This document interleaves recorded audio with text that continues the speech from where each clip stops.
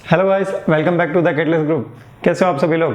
I hope you are good and doing well. आपका revision भी बहुत अच्छे से चल रहा होगा और आपकी हेल्थ भी बहुत अच्छे से होगी। हेल्थ का हमें खास तौर से ध्यान रखना है। कई बार ऐसा होता है कि एग्ज़ाम के चक्कर में हम बहुत ज़्यादा पढ़ने लगते हैं और हमारी हेल्थ ख़राब हो जाती है और हम एग्ज़ाम भी नहीं दे पाते।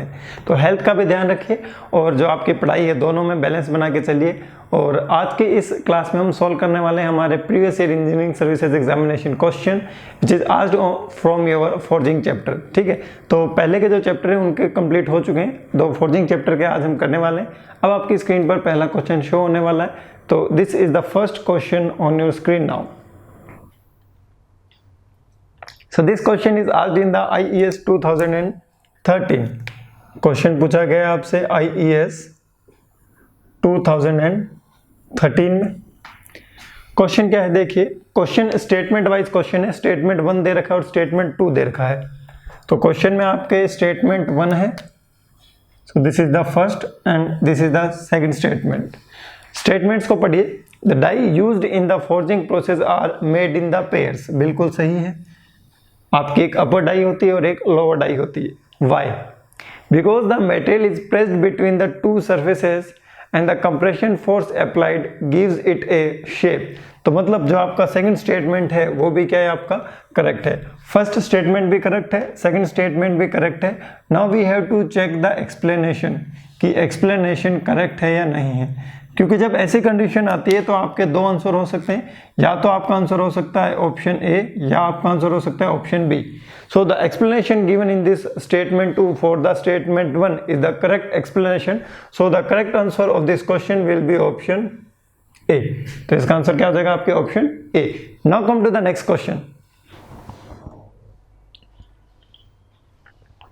So this is the next question which is asked in the IES 1996.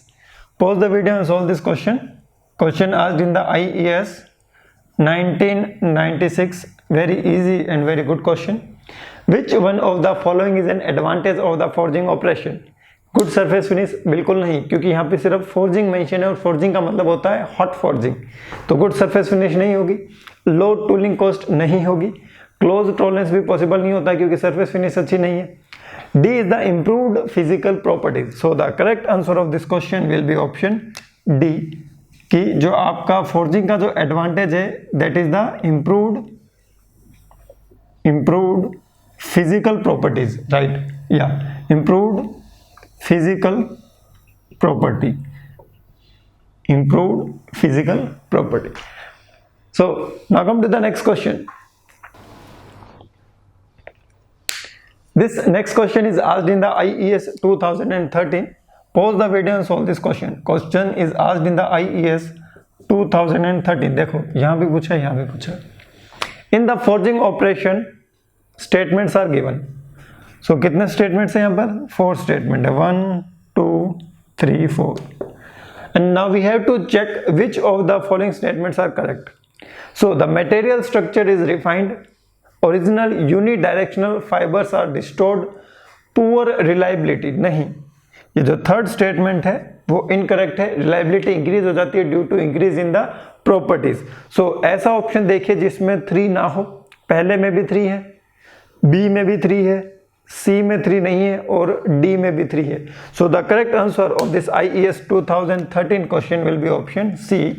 The 1, 2 and 4 are correct. अगर इनकरेक्ट का पूछता तो, अगर इनकरेक्ट पूछता तो 3 ओनली। इनकरेक्ट का पूछता तो 3 ओनली। तो ध्यान रखिएगा क्वेश्चन में करेक्ट का पूछा है या फिर इनकरेक्ट का पूछा है। Now come to the next question. So this next question is asked in the IES 2005. Pause the video and solve this question. काफी इजी क्वेश्चन है, ज़्यादा हमें यहाँ पर जोर आने वाला नहीं है क्योंकि हमने क्लास में ये चीज़ें सारी की सारी डिस्कस कर ली है। तो क्वेश्चन देखिए क्या है। क्वेश्चन है आपका, कंसीडर द फॉलोइंग स्टेटमेंट्स। हमें फॉलोइंग स्टेटमेंट्स को कंसीडर करना है। और क्या क्या स्टेटमेंट्स है? Forging reduces the grain size of the metal which results in decrease in its strength and the toughness, which is the wrong statement. तो ये जो आपका क्वेश्चन है which is asked in IES 2005 में यह क्वेश्चन पूछा गया जिसमें 2 स्टेटमेंट है। दोनों स्टेटमेंट्स में से पहला स्टेटमेंट इनकरेक्ट है। पहला स्टेटमेंट क्या है, इनकरेक्ट, ऐसे रॉन्ग मत लिखो, पहला स्टेटमेंट क्या है, incorrect. Forge components can be provided with the thin section without reducing its strength, बिल्कुल सही है, उसको हम थिन सेक्शन प्रोवाइड कर सकते हैं without reducing its strength, so the option B is the correct option, that is the only second one is the correct. तो IES 2005 का जो आपका आंसर होगा that will be option B, that is only 2, only 2 is correct option. अगर ये आपसे पूछता कि which of the following options are incorrect, so तो क्या हो जाता है इसका आंसर, ये तो पूछ रहा था करेक्ट के लिए, और अगर इनकरेक्ट के लिए पूछता तो होता ओनली 1 इनकरेक्ट, ओनली 1 इनकरेक्ट। तो ध्यान रखिएगा करेक्ट का पूछा या फिर इनकरेक्ट का। So again come to the next question, this question is on your screen now. Question आपसे पूछा गया है IES में, और इस क्वेश्चन में जो दिया है वो दिया है असर्शन और रीजन की तरह, statement 1 and statement 2। Question is asked in the IES 2012, so this is the question which is asked in the IES 2012। इसमें 2 स्टेटमेंट दिए हैं, एक तो पहला स्टेटमेंट है और एक दूसरा स्टेटमेंट है। क्या है पढ़िए, it is difficult to maintain the close tolerance in the normal forging operation, क्या ये सही है, बिल्कुल सही है, it is difficult to maintain the close tolerance in the normal forging operation. Now come to the statement 2, forging is workable for simple shape and has limitation for part having undercuts, तो मतलब ये उसकी limitations भी है, बिल्कुल सही, ये वाला भी आपका स्टेटमेंट क्या है, करेक्ट स्टेटमेंट है। Now come to the explanation, कि इसकी एक्सप्लेनेशन जो दी है वो सही दी है या गलत, तो जो एक्सप्लेनेशन दी है वो इनकरेक्ट है, तो इसका करेक्ट आंसर क्या हो जाएगा आपके ऑप्शन बी, ए हो सकता है और बी हो सकता है। अगर एक्सप्लेनेशन करेक्ट होती तो आपका आंसर ए हो जाता, अगर एक्सप्लेनेशन इनकरेक्ट है तो आपका ऑप्शन क्या हो जाएगा, B. So the correct answer of this question will be option B. Now come to the next question. This question is asked in the IES 2016, again statement wise question पूछा गया है, तो देख सकते हैं आप कि क्वेश्चन स्टेटमेंट वाइज बहुत ज्यादा पूछे जाते हैं। So IES it is asked in 2016 में ये क्वेश्चन पूछा गया, consider the following statements about forging, forging के रिगार्डिंग हमें फॉलोइंग स्टेटमेंट्स को कंसिडर करना है। Forging objects are having the high strength and the ductility, forging offers great resistance to the impact and the fatigue loads, forging assures the uniformity in the density as well as in the dimensions of the forged part। तो 3 statements हैं यहाँ पर आपके 2016 के 1, 2 and 3। 2016 के 1, 2, 3 statement है, जिसमें जो आपका थर्ड स्टेटमेंट है जिसमें वो डायमेंशंस के बारे में बात कर रहा है, वो स्टेटमेंट क्या है, इनकरेक्ट है। तो क्वेश्चन में पूछा है आपसे करेक्ट स्टेटमेंट, तो पहला स्टेटमेंट आपका करेक्ट है, दूसरा स्टेटमेंट आपका करेक्ट है, which means 1 and 2 are the correct, so the option A will be the correct option, 1 and 2 is correct, 1 and 2 क्या है आपका, करेक्ट है। तो आई होप ये क्वेश्चन आपको समझ में आया होगा, डायमेंशन वाले पॉइंट को लेकर आप इस क्वेश्चन को सोल्व कर सकते हो। Now come to the next question. Question is asked in the IES 2012. So this is the question. Next question. This is the question which is asked in the IES 2012. Pause the video and solve this question. Video को pause करो, question को solve करो, देखो कि answer आता है या नहीं। Which of the following statement is correct for the forging? Forgeability is the property of the forging tool. बिल्कुल गलत, मटेरियल की प्रॉपर्टी होती है। Forgeability decreases with temperature. अगर हम टेम्परेचर को इंक्रीज करते हैं तो फोर्जेबिलिटी डिक्रीज होती है, ये तो बिल्कुल ही गलत है। Certain mechanical properties of the material are influenced by the forging, बिल्कुल सही है। Pure metals have good malleability, therefore poor forging properties, ये भी गलत है। So the correct answer of this question will be option C. तो इसका correct answer क्या हो जाएगा आपके, ऑप्शन सी हो जाएगा। Now come to the next question. So this question is asked in the IES 2006, assertion and reason question है। Pause the video and solve this question। जल्दी से बताइए इस क्वेश्चन का आंसर क्या होगा। IES 2006 में ये क्वेश्चन आपसे पूछा गया है। Question is forging dies are provided with taper or draft angle on the vertical surfaces, बिल्कुल सही है। It facilitates complete filling of the die cavity and favorable grain flow, नहीं। For the easy removal of the object from the forging dies, ताकि आपका object आपके dice के साथ stick ना हो जाए, we are providing the draft. तो ये जो आपका रीजन दे रखा है ये इनकरेक्ट है। तो देखिए क्वेश्चन है आपका IES 2006। So this question is asked in the IES 2006 assertion and reason question, जिसमें से आपका assertion correct है, reason incorrect है। So the correct option will be option C. Now come to the next question. So this next question is asked in the IES 2014. So pause the video and solve this question. Question is asked in the IES 2014. तो question में क्या है, question पढ़िए। In a hot die forging operation thin layer of the material all around the forging is known as a flash. तो इसका answer क्या हो जाएगा? Correct option of this question will be option B. इतना जल्दी question solve हुआ, देखो question पढ़ते ही सोल्व हो गया, ऑप्शन देखने की जरूरत नहीं थी।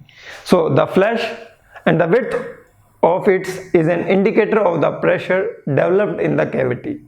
जितना ज्यादा प्रेशर डेवलप होगा उतनी ज्यादा विड्थ होगी आपके फ्लैश की, and flash will be also act as a cushion, ध्यान रखिएगा। Come to the next question. So this next question is asked in the IES 2016। So this question is asked in IES 2016। इसमें भी क्या है, statement 1 है और statement 2 है। पढ़िए statements. In drop forging operation the excess metal added to the stock for the complete filling of the die is called as a flash. तो बिल्कुल सही। स्टेटमेंट 2 पढ़िए। Flash will act as a cushion, अभी बताया था थोड़ी देर पहले, against the impact blows attribute to the finishing impression. ये भी बिल्कुल सही है। और इसमें जो एक्सप्लेनेशन दी है वो भी क्या है, करेक्ट है। So explanation is also correct. So the correct option of this question will be option A. तो इस क्वेश्चन का आंसर क्या हो जाएगा, आपके ऑप्शन ए हो जाएगा। Now come to the next question. So this next question is asked in the IES 2002. काफी अच्छा क्वेश्चन है। Pause the video and solve this question. Question is asked in IAS 2002. क्या है क्वेश्चन? क्वेश्चन को ध्यान से पढ़िए। Consider the following statements related to the forging. First statement, second statement and third statement. 3 statement है, 1, 2 and 3. आपको बताना है which of the above statements are correct. तो आंसर में डायरेक्ट जंप मत किया कीजिए। Flash is an excess material added to the stock which flows around the parting line. So the correct is statement 1. So the statement 1 is correct. Okay. So second statement is flash helps in the filling of the thin ribs bosses in the upper die. तो ये भी आपका क्या है, correct है। फिर है the amount of the flash will depend upon the forging force. ये तो इनकरेक्ट है। The amount of the flash will depend upon your size of the object. और मैंने आपका परसेंटेज भी बताया था कि कितने परसेंटेज है, कितना परसेंटेज हो सकता है, ठीक है, 50% तक हो सकता है। So the third statement is incorrect. तो हमें ऐसा ऑप्शन देखना है जिसमें थर्ड स्टेटमेंट ना हो। तो हमारा आंसर हो जाएगा आपके option B. So the option B will be the correct. ये दोनों आपके करेक्ट स्टेटमेंट है और ये वाला आपका इनकरेक्ट स्टेटमेंट है। और क्वेश्चन में पूछा है आपसे करेक्ट स्टेटमेंट के लिए। So the option B will be the correct option. 1 and 2 is the correct statement, are the correct statement. Now come to the next question. So this next question is asked in the IES 1993. IES 1993 में ये question पूछा गया है। Pause the video and solve this question. बताइए इस question का answer क्या होगा? What will be the correct option? इस क्वेश्चन का आंसर क्या होगा? So question is asked in IES 1993. What is the question? Which one of the following manufacturing process requires the provision of the gutters? Gutter कहां पर होते हैं? ठीक है, गटर होते हैं यहाँ के क्लोज्ड डाई फोर्जिंग में। So the option A is the correct option. That is closed die forging में हम यूज में लेते हैं गटर को for the ensuring of the complete closure of the die. Closed die forging में होता है आपका gutter. It will ensure the complete closure of the die. Complete closure of the die. Clear है? बिल्कुल सर क्लियर है, कोई problem वाली बात नहीं है. So the option A is the correct answer. Closed die forging. Now come to the next question. So this next question is asked in the IES 1997. तो question है आपका next which is asked in the IES 1997. So it is a assertion and reason question. assertion और reason question है. क्या है question, ध्यान से पढ़िए. assertion में आपके गिवन है in drop forging besides the provision for the flash, provision is also to be made in the forging die for the additional space called gutter. बस हम गटर भी देते हैं, सही है, गटर भी प्रोवाइड किया जाता है. उसके बाद देखिए, the gutter helps to restrict the outward flow of the metal thereby helping to fill the thin ribs and bosses in the upper die. क्या कहीं भी ऐसा लिखा हुआ है? बताओ जल्दी से. बिल्कुल सर नहीं लिखा हुआ. तो आंसर क्या होगा, जल्दी से बताओ. IES 1997 का आंसर क्या होने वाला है? IES 1997 का आंसर होने वाला है आपके डी होगा या सी होगा? सर इसका आंसर होगा सी. assertion is the correct but reason is false. So the option C is the correct answer of this question, IES 1997. Now come to the next question. So this next question is asked in IES 2015. तो question लिखिए, IES 2015. Pause the video and solve this question.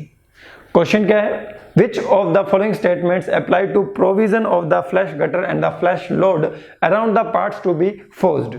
Small cavities are provided which are directly outside the die impression. Statement second देखिए, the volume of the flash land and the flash gutter should be about 20% to the 25% of the volume of the forging. Gutter is provided to ensure the complete closure of the die. तो मतलब यहाँ पर पहला statement भी correct है, दूसरा statement भी correct है, तीसरा स्टेटमेंट भी करेक्ट है. सो IES 2015 में आपके तीन स्टेटमेंट है, 1 2 3, तीनों ही आपके करेक्ट है. और अगर तीनों ही आपके करेक्ट है, so the option C will be the correct answer, that is 1 2 3 are correct. ध्यान रखिए किसका पूछा है, ये करेक्ट का पूछा है. Now come to the next question. ये काफी अच्छा क्वेश्चन है, इस क्वेश्चन में बड़े बड़े कंफ्यूज हो जाते हैं. सो this question is asked in IES 1998. काफी अच्छा क्वेश्चन है. क्वेश्चन में पूछा गया, which one of the following process is most commonly used for the forging of the bolt heads of the hexagonal shape. इसका मैंने आपको वीडियो बताया था, इसका मैंने आपको वीडियो बनाया था. अब बताया था वो वीडियो किस प्रोसेस में बताया था? वो वीडियो मैंने आपको प्रोसेस में बताया था, that is the closed die press forging. तो इसका आंसर क्या आ जाएगा आपके option C. So option C is the correct answer. Now come to the next question. So this next question is asked in the IES 2001. तो काफी easy question है.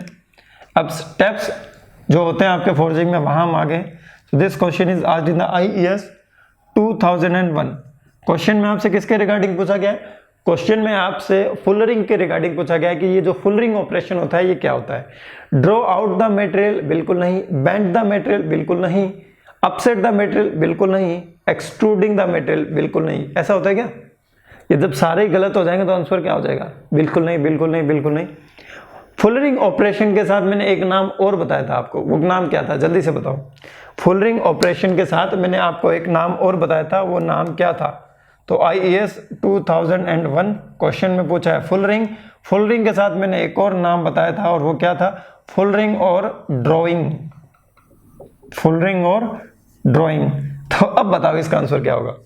IES 2001 में फुलरिंग और ड्राइंग. अब आपको इसका आंसर समझ आ गया होगा कि इसका आंसर क्या होगा.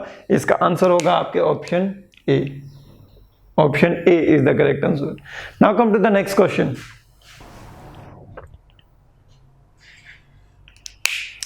So this next question is asked in the IES 2003. Pause the video and solve this question. IES 2003 में ये क्वेश्चन आपसे पूछा गया. क्या है ये क्वेश्चन? क्वेश्चन है forging method used for the reducing the diameter of the bar in the process making it longer is term as है, अभी तो बताया है, fullering. So the correct answer of this question will be option A, that is fullering. इसका answer क्या हो जाएगा? Fullering हो जाएगा। Now come to the next question. ये सबसे इजी है। This question is asked in the IES 2011। Question is asked in the IES 2011। जल्दी से बताओ इसका आंसर क्या होगा? Which of the following process are belongs to the forging operation? क्या वेल्डिंग फोर्जिंग के सिमिलर है क्या? नहीं, वेल्डिंग तो हो ही नहीं सकता। तो ऐसा ऑप्शन देखो जिसमें 3 ना हो। सो the option A is the correct answer, that is 1 and 2। 1 and 2 ये बिलोंग्स करते हैं आपके फोर्जिंग ऑपरेशन से, that is fullering and the swaging operation. ठीक है, come to the next question. So this question is asked in the IES 2005. The process of removing the burrs of the flash from a forged component in drop forging is called. हम कुछ remove करते हैं और ये आपको अच्छे से पता होगा, इसका आंसर गलत नहीं होना चाहिए किसी का। Question is asked in the IES 2005. IES 2005 में ये क्वेश्चन आपसे पूछा गया है। ये क्वेश्चन किसी का भी गलत नहीं होना चाहिए। इसका आंसर क्या होगा? इसका आंसर होगा आपके option C, that is the trimming. इसका आंसर क्या हो जाएगा? ट्रिमिंग हो जाएगा। ठीक है, now come to the next question.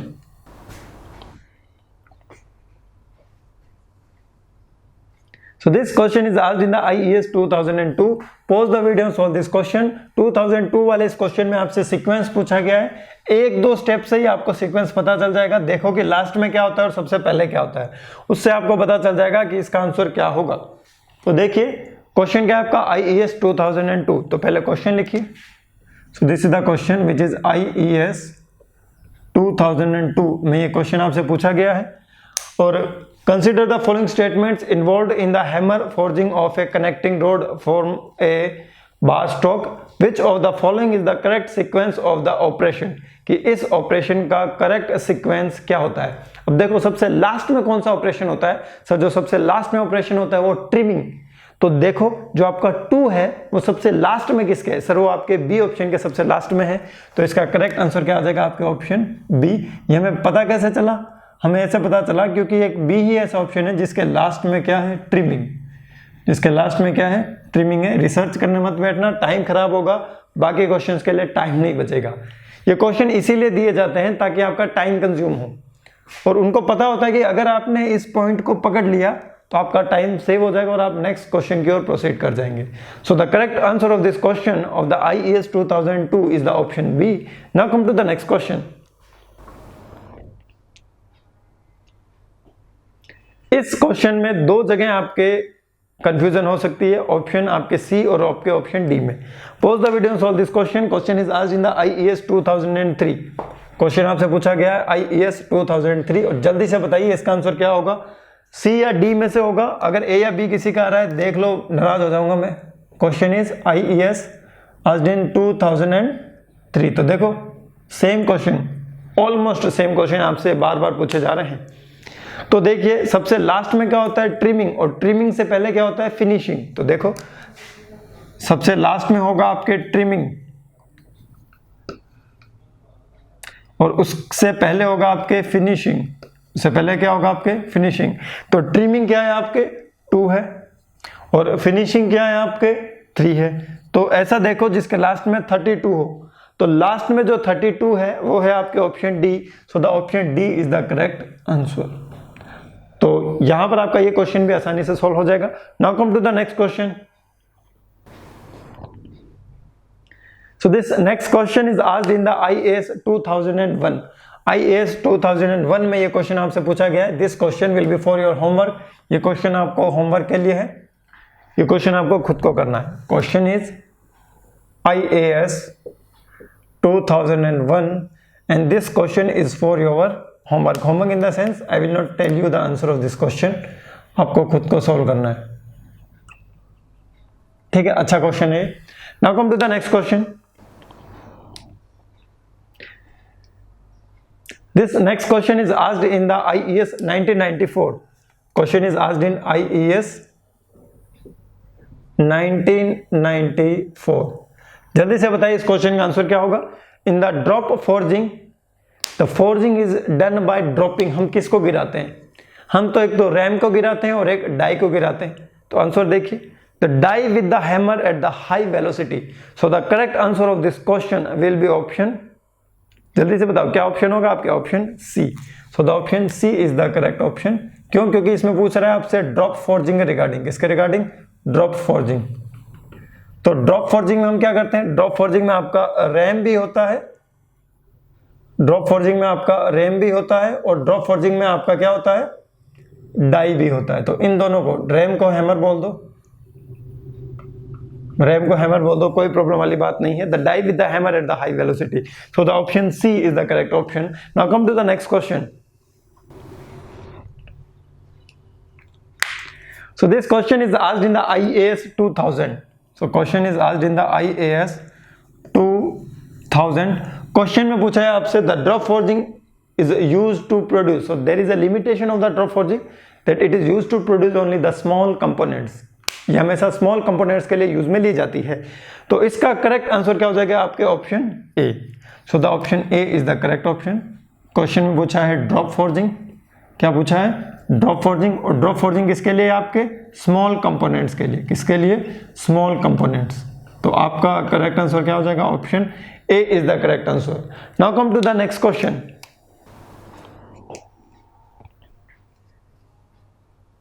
So this question is asked in the IES 2011. Question is asked in the IES 2011. जल्दी से बताइए इस क्वेश्चन का आंसर क्या होगा? Consider the following statements. First statement and second statement आपको given है, पहला स्टेटमेंट और सेकंड स्टेटमेंट। पढ़िए। Any metal will require some time to undergo complete plastic deformation, particularly if deforming metal has to fill cavities and the corners of the small radius. तो पहला statement है वो आपका correct है। फिर पढ़िए। For the larger workpiece of the metals that can retain toughness at the forging temperature, it is preferable to use the forge press rather than the forge hammer. तो forge hammer में हम बहुत कम force लगाते हैं, ठीक है, उसमें ज़्यादा फोर्स अप्लाई नहीं हो पाता है, रैम बार बार उसमें जाती है। तो एक ही आपके स्ट्रोक में उसको पूरा का पूरा स्क्वीज करने के लिए जो हम प्रोसेस यूज में लेते हैं वो होता है आपका प्रेस फोर्जिंग। तो जो आपका सेकंड है वो भी क्या है?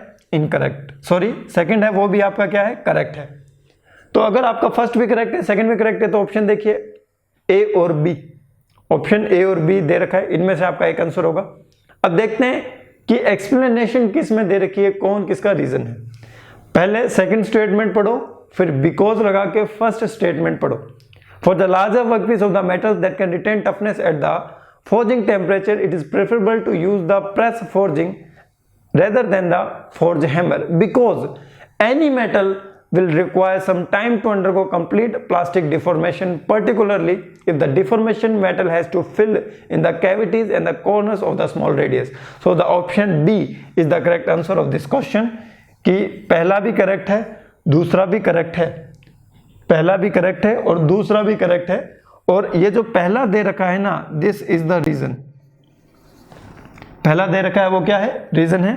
सेकंड दे रखा है वो रीजन नहीं है। So 1 and 2 are the correct and 1 is the reason for the 2। So the option B is the correct answer. Now come to the next question. So this question is asked in the IES 2005. Pause the video and solve this question. जल्दी से बताओ इस question का answer क्या होगा। Question is asked in the IES 2005 में ये question आपसे पूछा गया है, क्या होगा इसका आंसर? जल्दी से बताओ। Question IES 2005। क्वेश्चन क्या है? Match list 1 with the list 2 operations and select the correct answer using the code given below. तो देखिए आपको दे रखा है A B C D, क्या दे रखा है? A B C D। और देखिए ड्रॉप फोर्जिंग के लिए देखिए metal is gripped in the dies and pressure is applied on the heated and squeezing action. Metal is placed between the rollers and the pushed repeated hammer blows. तो इसका answer क्या हो जाएगा आपके? A का हो जाएगा आपके 4। ए का क्या हो जाएगा आपके? 4 हो जाएगा। तो मतलब ऑप्शन ए हो सकता है और ऑप्शन सी हो सकता है। तो ऑप्शन ए और ऑप्शन सी है। तो डी में देखिए 3 है, तो डी में आपके दोनों में ही कॉमन 3 है। Now come to the press forging. तो प्रेस फोर्जिंग हम क्या करते हैं, स्क्वीज करते हैं। अभी थोड़ी देर पहले बताया था कि एक ही स्ट्रोक में हम उसे क्या कर देते हैं, स्क्वीज कर देते हैं। तो जब हम स्क्वीज कर देते हैं तो इसका बी का क्या हो जाएगा, बी का हो जाएगा 2, तो सी का ऑब्वियसली क्या हो जाएगा 1, तो 4 2 1 3, so 4 2 1 3, so the correct answer of this question will be option C. Now come to the next question. So this next question is asked in IES 2008. Pause the video and solve this question. जो आपका IES 2008 है, इसका answer क्या होगा जल्दी से बताओ। Question जो है आपका next, that is IES 2008. IES 2008. What is the question? Match the list 1 and the list 2 and select the correct answer using the given code below. So यहाँ पर भी आपके A, B, C, D है। क्या है A, B, C, D. Smith forging carried out manually with the help of the open dies. तो इसका क्या हो जाएगा 2, इसका क्या हो जाएगा 2. What is the drop forging? Material is only upset to get the desired shape. Does in the closed impression dies by the hammer in the blows. Does in the closed impression dies by the continuous squeezing force. तो drop forging का क्या answer हो जाएगा, आपका हो जाएगा option 3. उसके बाद है आपके प्रेस फोर्जिंग स्क्वीजिंग एक्शन, तो इसमें क्या हो जाएगा 4, और जो डी बचेगा उसका हो जाएगा 1, तो 2 3 4 1, so the 2 3 4 1, so the correct answer of this question will be option A. इसका आंसर हो जाएगा आपके option A. Now come to the next question. So this next question is asked in the IES 2013. Question which is asked in IES 2013. Question पूछ रहा है ये आपसे in the high velocity forming process, ये HVF के regarding question पूछा जा रहा है, और ये आपका फर्स्ट स्टेटमेंट और सेकंड स्टेटमेंट दे रखा है. In the high velocity forming process, high energy can be transfer to the metal with relatively small weight because the velocity is very high. Because the velocity is very high and the kinetic energy is the function of the velocity. Now come to the statement 2. The kinetic energy is the function of the mass and the velocity, which means statement 1 is correct, statement 2 is correct, and the given explanation is also correct. So the correct answer of this question is option A. Now come to the next question. So this question is asked in the IES 2008. काफी special question है ये IES 2008 आपके लिए homework है. आपको answer ही नहीं मिलेगा इसका गिवन ऑप्शंस में, आपको गिवन ऑप्शंस में इसका आंसर ही नहीं मिलेगा. क्यों? क्योंकि given options are incorrect.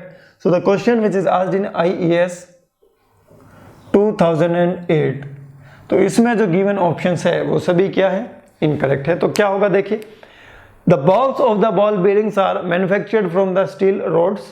The operations involved are ground, hot forge on the hammers, heat treatment and polished. तो देखिए इसका आंसर क्या होगा. तो देखिए क्या क्या है. सबसे पहला स्टेटमेंट क्या है, सबसे पहला स्टेटमेंट है ग्राउंड, मतलब उसकी ग्राइंडिंग कर दी हमने. दूसरा क्या है, दूसरा प्रोसेस क्या है, sorry not statement, hot forged on hammers. तो hot forged on hammers. Third क्या है, थर्ड है आपका heat treatment, heat treated. Third क्या है आपका, हीट ट्रीटेड. और फोर्थ क्या है आपका, पॉलिश्ड. फोर्थ क्या है आपका, पॉलिश्ड है. तो सबसे पहले क्या होगा, सबसे पहले होगा आपका hot forged on the hammers. सबसे पहले होगा आपका hot forged on the hammers. उसके बाद क्या होगा, उसके बाद होगा आपके ग्राउंड, उसके बाद होगा आपका हीट ट्रीटमेंट, और फोर्थ नंबर पे क्या होगा आपके पॉलिश. तो इसका करेक्ट आंसर क्या हो जाएगा, 2 1 3 4. तो देखिए 2 1 3 4 कहीं है क्या, बिल्कुल नहीं है. 2 1 3 4 नहीं है. तो ऑप्शन देखिए सी है ना, वो उसमें उल्टा करके दे रखा है. जो आपका ऑप्शन सी है उसमें 3 पहले दे रखा है, 1 बाद में दे रखा है. तो यहां पर जो गिवन ऑप्शन है, जो ए गिवन है, जो बी गिवन है, जो सी गिवन है, जो डी गिवन है, ये सभी के सभी क्या है, incorrect. All these are incorrect. तो इसका जो आंसर है वो गिवन ही नहीं है, तो हम चूज भी नहीं कर सकते. अगर मान लो आपको एप्रोप्रिएट चूज करना पड़ता तो आप कौन सा चूज करते, आप चूज करते आपके ऑप्शन सी, क्योंकि उसी की क्लोज ये है. Now come to the next question.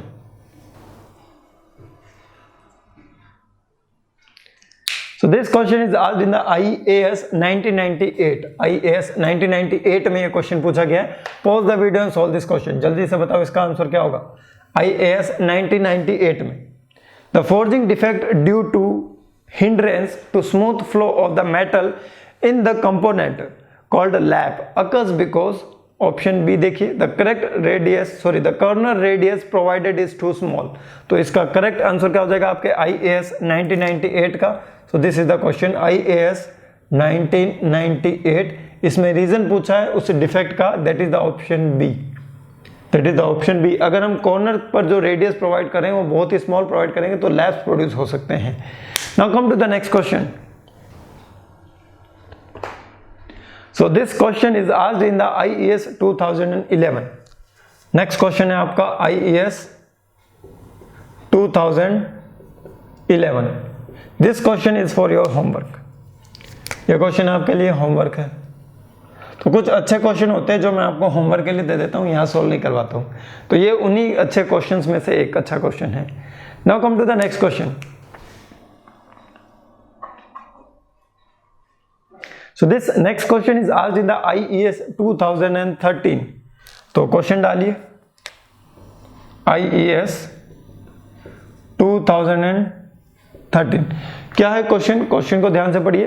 Consider the following statements pertaining to the open die forging of a cylindrical specimen between the two flat dies. 4 statements दे रखे हैं और आपको बताना है which of the following statements are correct. 1, 2, 3 and the 4। क्या statements है देखिए। Lubricated specimen shows more surface movement than the unlubricated one, बिल्कुल सही है। लुब्रिकेटेड स्पेसिमेन तो दूसरे वाला ऑब्वियसली इनकरेक्ट हो जाएगा। थर्ड क्या है? Lubricated specimen show more barrelling than the unlubricated one, ये इनकरेक्ट है क्योंकि बैरलिंग होता है आपका inhomogeneous deformation because of the friction force. If you are using the lubrication, then the friction force will be less and the barreling will be less. So ये क्या कह रहा है? Lubricated specimen shows more barreling, which is the incorrect. Fourth पढ़िए, lubricated specimen shows the less barreling than the unlubricated ones. तो जो आपका fourth क्या है? Correct है. So the 1 and 4 are correct. अगर incorrect का पूछता तो 2 and 3 are incorrect. 2 and 3 क्या हो जाते हैं? Incorrect हो जाते हैं। तो this is the question is asked in the IAS 2013. Now come to the next question. So again a question which is asked in the IAS 2013. 2 question, दूसरा question है देखो 13 में अभी आया है, एक और क्वेश्चन आ गया 13 में। Question asked in IAS 2013। क्या है क्वेश्चन? क्वेश्चन है आपका statement wise. Statement 1 and statement 2 are the given. तो क्वेश्चन पढ़िए। In power forging energy provided by the compressed air, बिल्कुल सही है, ज्यादा पढ़ने की जरूरत नहीं है। The capacity of the hammer is given by the total weight which is falling on the pens weights, ठीक है, तो दूसरा भी सही है। लेकिन जो सेकंड में दे रखा है क्या वो रीजन है? बिल्कुल नहीं, ये तो पढ़ने ही लग रहा है कि रीजन नहीं हो सकता। तो इसका करेक्ट आंसर क्या हो जाएगा आपके? Option B is the correct answer. Now come to the next question.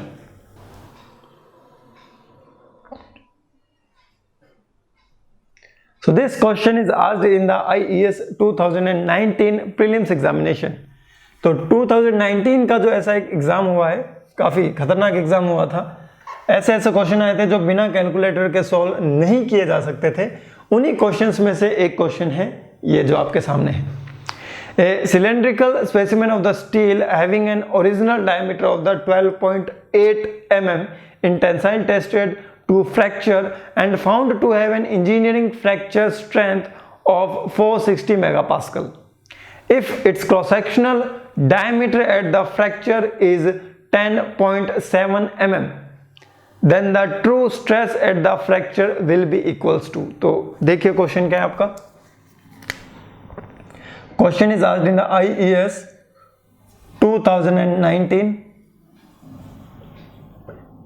देखिए क्वेश्चन में आपसे कहा गया है कि जब हमने टेस्ट किया था तो जो इनिशियल डायमीटर था that will be equals to 12.8 mm। कितना था? 12.8 mm था। रिलेटेड टू सोम है ये, रिलेटेड टू सोम है ये। In a tensile tested to the fracture and found to have a engineering fracture strength. So the engineering fracture strength is given by 460 megapascal. So it is equals to 460 megapascal. If its cross-sectional diameter at the fracture, मतलब जो आपका D final था, ये अलग चीज है, ये final नहीं है, ठीक है, ये फ्रैक्चर स्ट्रेंथ है, फ्रैक्चर स्ट्रेंथ। तो जो डी फाइनल था, जब आपका मटेरियल फेल हुआ था उस समय जो डायमीटर था वो था आपका 10.7 mm, 10.7 mm। तो ये देखो क्या है क्वेश्चन, आपके पास कोई एक ऑब्जेक्ट है, यहां बना देता हूं मैं, ये कोई आपके पास ऑब्जेक्ट है, अगर आप इस पर टेंसाइल फोर्स लगाओगे, because of that tensile force its length will be increased, इसकी लेंथ क्या हो जाएगी, इंक्रीज हो जाएगी, और इसका डायमीटर क्या हो जाएगा, डिक्रीज। इसकी लेंथ इंक्रीज हो जाएगी और इसका डायमीटर क्या हो जाएगा, डिक्रीज हो जाएगा।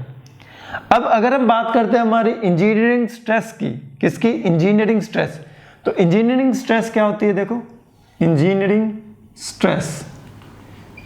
Stress will be equals to load divide by initial area, और जो आपकी ट्रू स्ट्रेस होती है वो होती है आपकी load divide by true area, मतलब एक्चुअल एरिया। ये है क्या, देखो ये जो आपका इनिशियल एरिया है, this is equals to the red one, ये आपका रेड वाला इनिशियल एरिया, और ये जो ट्रू वाला है, this true will be equals to this area, कि एक्चुअल में आपका डायमीटर रेड्यूस होके एक्चुअल एरिया क्या है, that is equals to 2 area. But in both this equation the values of the load are same, load का value क्या है, आपस में सेम है। तो देखिए, this load will be equals to engineering stress into area, this load will be equals to true stress into true area, and the value of this AI and AT can be calculated with the help of the DI and the DF, with the help of the DI and the DF, and the value of the engineering stress is given as the 460 megapascal, and with the help of that you can calculate the value of the true stress।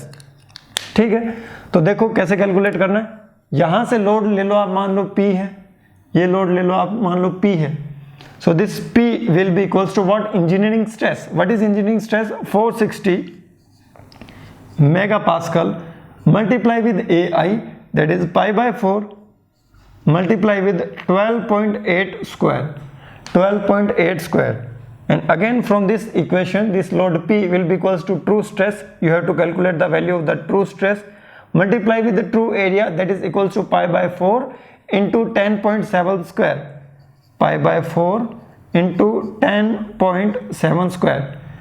तो इन दोनों equations का क्या ले लो, ratio ले लो। तो जब आप इन दोनों इक्वेशन का, equation 1 and the equation 2, if you take the ratio of the equation 1 divide by equation 2, what will you get, जो ये पाई बाय 4 से pi by 4 cancelled out, P से ये P cancelled out, 460 into 12.8 square, 460 into 12.8 square will be equals to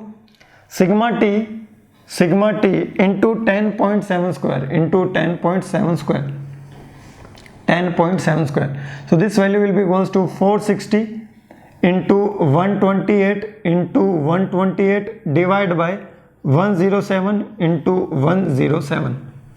तो यहाँ से आपके पास किसकी वैल्यू आ जाएगी, यहाँ से आपके पास आ जाएगी सिग्मा टी की वैल्यू, किसकी वैल्यू, सिग्मा टी की वैल्यू। तो इसको थोड़ा सिंप्लीफाई करने के लिए मैं इसको 8 कर लेता हूँ, ठीक है, क्या कर लेता हूँ इसको 8। आप कैलकुलेटर से सोल्व करना, बिना कैलकुलेटर ये सोल्व होगा नहीं एक्चुअली। तो ये क्या हो जाएगा आपके 27, ये क्या हो जाएगा आपके 27, ठीक है, ये क्या होगा आपके, ये होगा आपके 32, ये हो जाएगा आपके 32। अगर अपने 3 वाले टेबल से करने की कोशिश करें तो ये हो जाएगा आपके 9, ये हो जाएगा आपके 11, ये हो जाएगा आपके 9, ये almost 11, 11 into 11 121।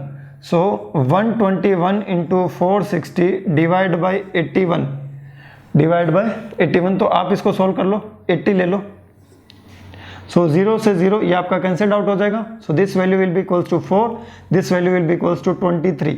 So 23 into 1 to 1, so 1 to 1 23, 3 to the 6, 3 1 the 3, 2 1 the 2, 2 to the 4 and 2 1 the 2। सो 3 8 7 2, तो 2783 divide by 4, so 2783 divide by 4। अब इसको सोल्व करो, 4 6 जा 24, 4 6 जा 24, तो यहाँ क्या बचेगा 38, तो 4 7 जा 35, तो 67 के आसपास हम चले गए। तो 67 के पास कोई आंसर नहीं है, उससे कम जो आंसर है वो है आपका ऑप्शन ए। तो इसका करेक्ट आंसर क्या हो जाएगा आपके ऑप्शन ए। तो इस तरीके से आप क्वेश्चन को सोल्व कर सकते हो। थोड़ा लंबा पड़ेगा तो अप्रोक्सीमेट कैलकुलेशन करके आपको इस क्वेश्चन को सोल्व करना पड़ेगा। तो आपका आंसर हो जाएगा that is 660 megapascal, that is 660 megapascal, आपका ये आंसर हो जाएगा। ठीक है, तो ये था आपका 2019 का प्रीलिम्स का question based on the calculator. बिना कैलकुलेटर ये आसानी से सोल्व नहीं हो सकता, लेकिन अगर आपको मार्क्स लेने हैं then you have to solve this question. इस ऐसे क्वेश्चंस को आपको लास्ट में सॉल्व करना है जिनकी जो कैलकुलेशन होती है वो थोड़ी लेंथी होती है। Now come to the next question. So this next question is asked in the IES 2012. Pause the video and solve this question. जल्दी से बताइए इस क्वेश्चन का आंसर क्या होगा। ठीक है, ऐसा करो, चलो ये क्वेश्चन आप खुद ही करो। This question will B for homework.